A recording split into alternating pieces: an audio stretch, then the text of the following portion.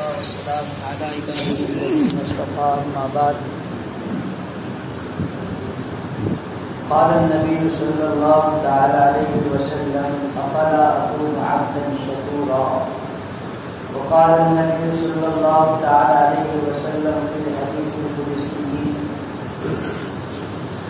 لا يزال عبدي يتقرب إلي بالنوافل حتى أحبه فإذا أحببته كنت سمعه الذي يسمع به وبصره الذي يبصر به ويده التي يبطش بها ورجله التي يمشي بها ولئن سألني لأعطينه ولئن استعاذني لأعيذنه. صدق النبي صلی اللہ تعالی علیہ وسلم.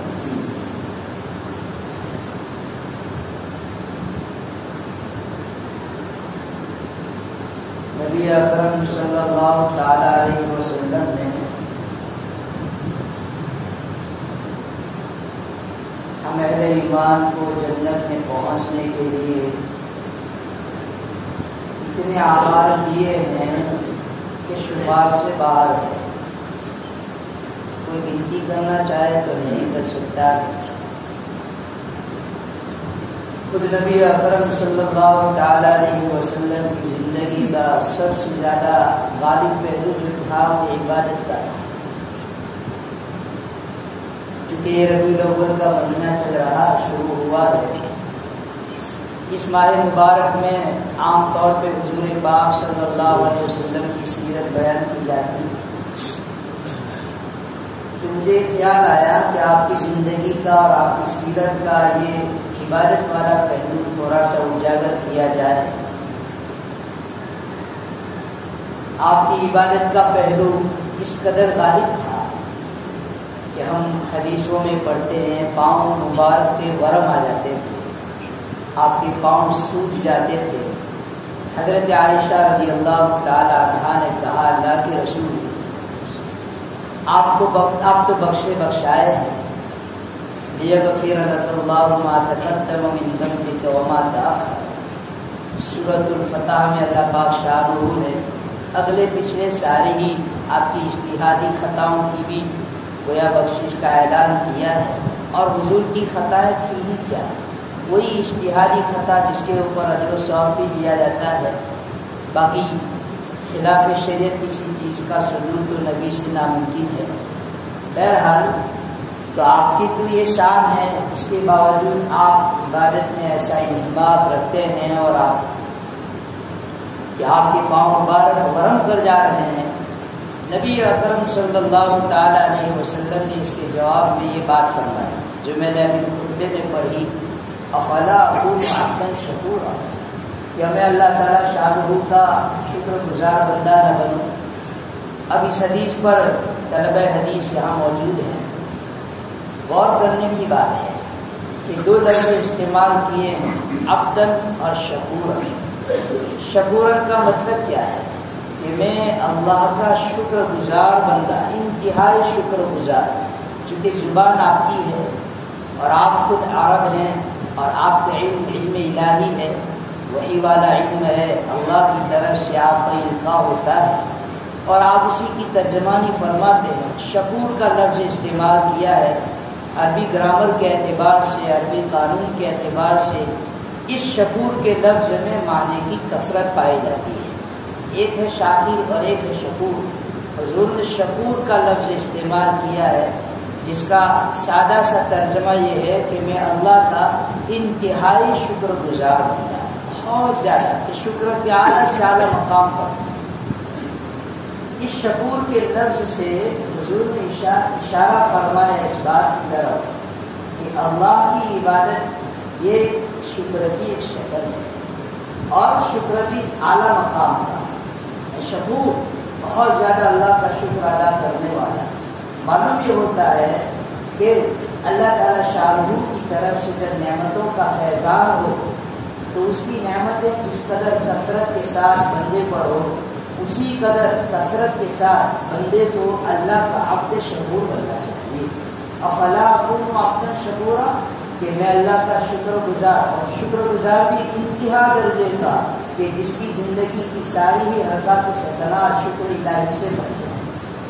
اور نبی اکرم صلی اللہ تعالیٰ علیہ وسلم کی طرف سے جو شکر گزاری تھی وہ جیسے زبانی طور پر تھی، لسانی طور پر تھی کہ آپ دعائیں کثرت سے پڑھتے تھے ہر نعمت کے حاصل ہونے پر، ویسے ہی عبادات کی شکل میں تھی کہ آپ سب سے زیادہ اللہ کی عبادت کرنے والے تھے. رات بھر آپ کے لیے جاگنا سیرت میں ہے، اور آپ کی تو شان ہے، آپ تو بہت بڑے ہیں، آپ کی بڑائی کوئی بیان بھی نہیں کر سکتا ہے کہ امام الانبیاء والمرسلین اور خلاصہ کائنات ہے.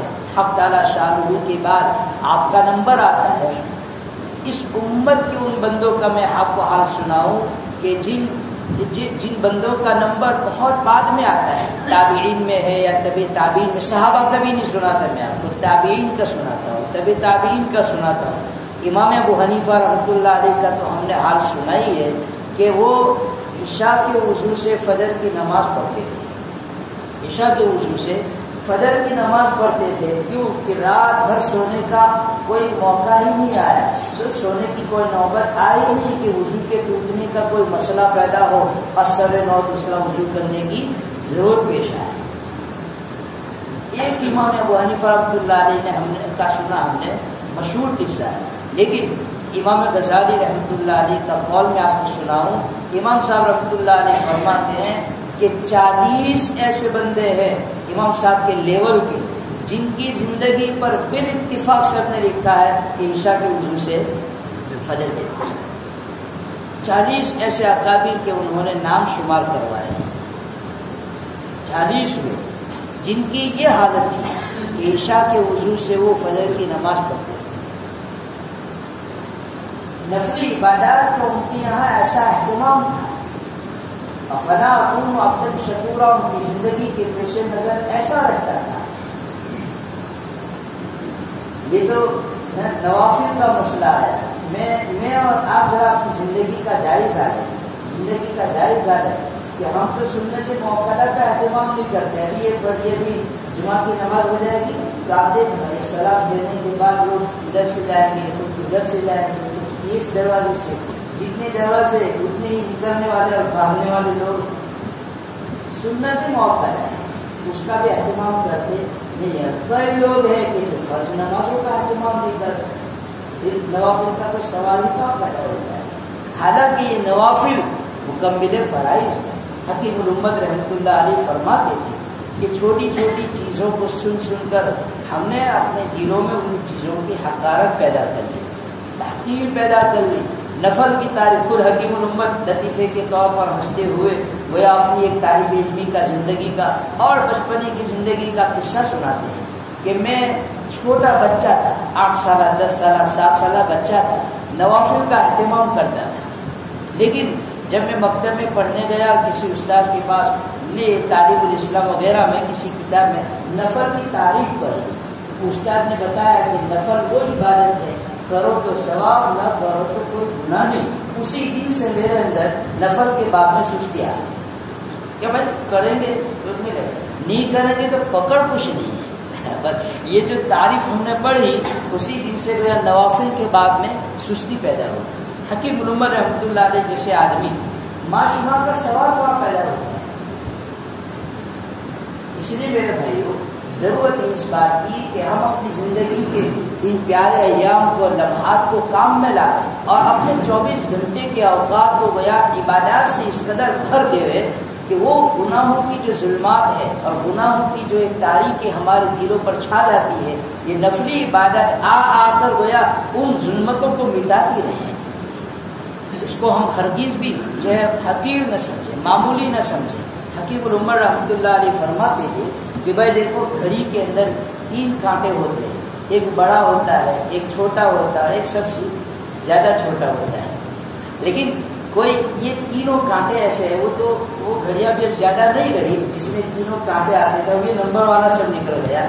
سننے نہیں، اس میں بھی دیکھو تو نمبر آتے ہیں. لیکن پہلے کے زمانے میں جو گھڑیاں بنتی تھی وہ اس میں ایسا ہوتا ہے. تو وہ تینوں میں سے کوئی ایک چھوٹے سے چھوٹا جو سب سے چھوٹے درجے کا ہوتا ہے، ہم اس کو حقیق سمجھ ہی نہیں سکتے. اس لیے کہ پورا اوقات کا جو نظام ہے تینوں پر اس کا دار ملا ہے.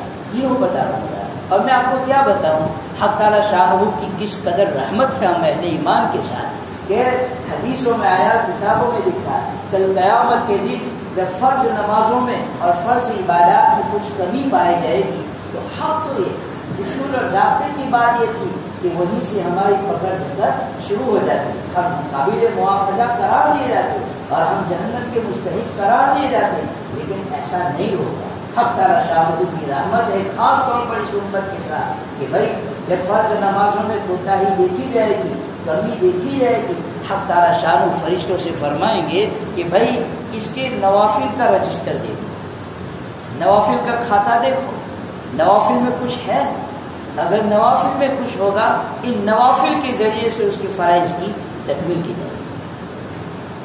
ہم اس کو دنیا میں کتنا معمولی سمجھ رہے ہیں، 2 رکعت نفل نماز کو کتنا معمولی سمجھ رہے ہیں، اوابین کو کہو، تہجد کو کہو، صلاۃ الاشراق کو کہو، چاشتہ کی نماز کہو، صلاۃ الحاجت کہو، صلاۃ الشکر کہو، صلاۃ التوبہ کہو، یہ ساری نماز ہو۔ پھر ہر نماز کے بعد تقریباً کچھ نہ کچھ اللہ پاک نے سنن رکھی ہیں، موقعہ بھی ہے لیکن غیر موقعہ بھی، اور کچھ نمازیں وہ ہیں کہ جس میں نوافل بھی ہے، مثلا یہ عشاء کے بعد نفل نماز بھی ہے، اس کے علاوہ مغرب کے بعد 2 رکعت یہ سنت موقعہ کے بعد نفل نماز بھی ہے۔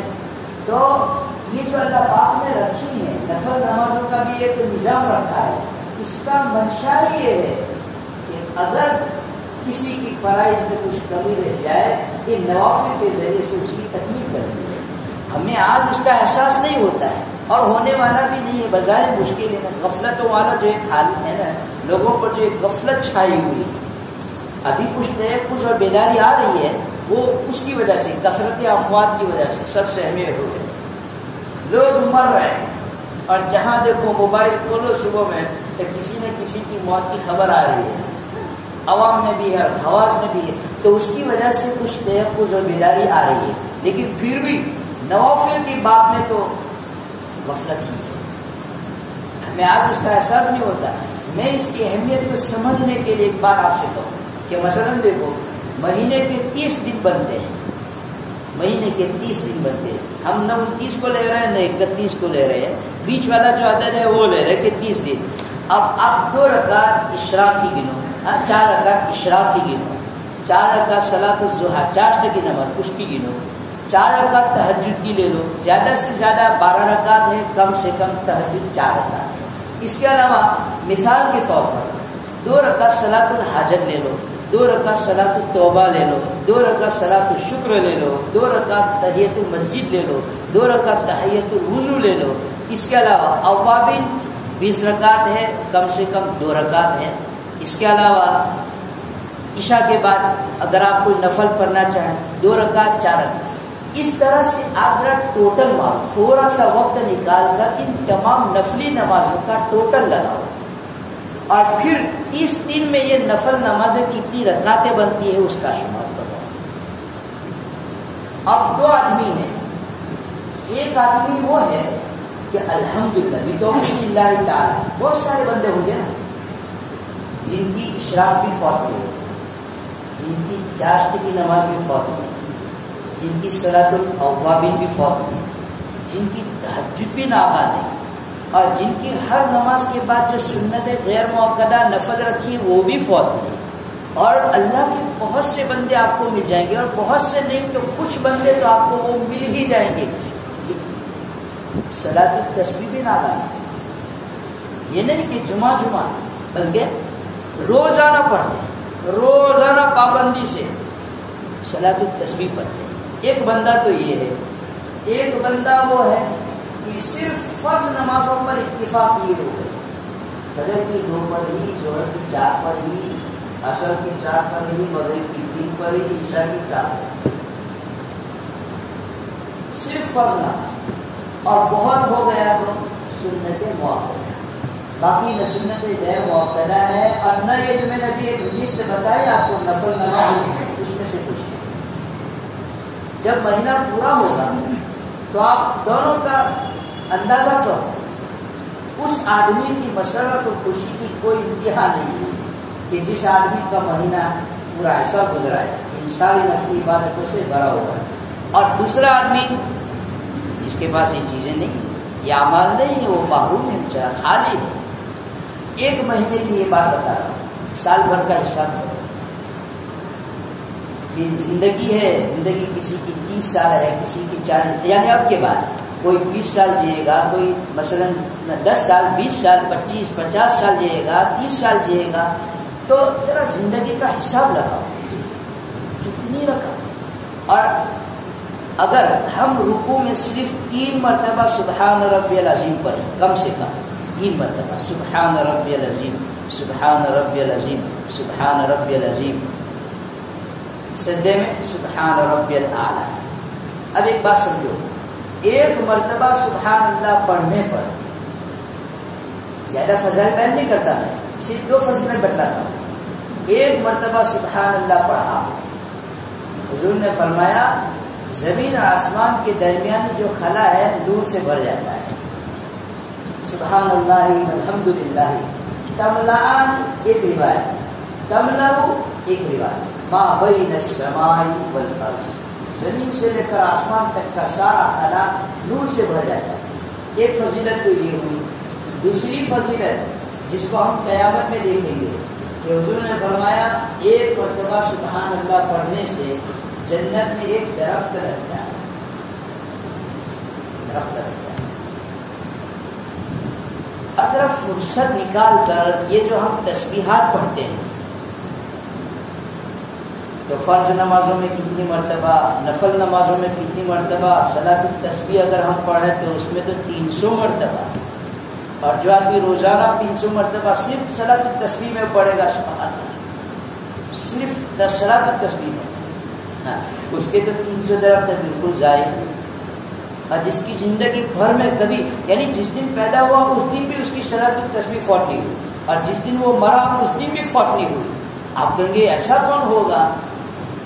حضرت مولانا اسد اللہ صاحب رحمۃ اللہ علیہ، حکیم الامت رحمۃ اللہ علیہ کے اجل خلفاء میں ہیں، اور مذاہب سہارنپور کے ناظم اعلیٰ مولانا اسد اللہ صاحب رحمۃ اللہ علیہ جس دن پیدا ہوئے اس دن سے لے کر وفات تک ایک دن بھی صلاۃ التسبیح کی ناگاہ، کہ جس دن آپ بالغ ہوئے تو اس دن سے آپ نے یومیہ ایک صلاۃ التسبیح تو پڑھنا ہی ہے اس دن کی۔ لیکن آپ نے پیدائش سے لے کر یوم بلوغ تک کا حساب لگایا کہ کتنے دن بنتے ہیں، تو روزانہ کی یومیہ ایک اور قضا کے طور پہ، قضا کے طور پر کہ 15 سال 18 سال جو بھی حضرت نے حساب کا مجھے یاد رہا، اتنے سالوں میں کتنے ایام بنتے ہیں، اس کے حساب سے روزانہ وہ قضا کے طور پہ پڑھتے رہے۔ اب میرا اور آپ جیسا کوئی آدمی ہوگا نا تو وہ تو فتویٰ لا کر کھڑا کر دے گا، موسیٰ بالکل نفل تھی، اس کی کوئی قضا نہیں، اس کی کوئی قضا تھوڑی ہے۔ ہاں قضا تو ظہر کی، فجر کی، مغرب عشاء عصر کی، فرض نمازوں کی قضا ہوتی ہے، اس کی کوئی قضا، اور یہ قضا کر رہے ہیں جبکہ بالغ بھی نہیں تھے، ابھی تو دنیا میں آئے، یہ مکلف ہی نہیں تھے۔ تو یہ سب دلیلیں اور ساری باتیں، یہ سارا فقہ ہے نا، یہ میں نے اور آپ نے اپنے لیے پڑھا ہے، حضرت کے لیے بھی پڑھا ہے۔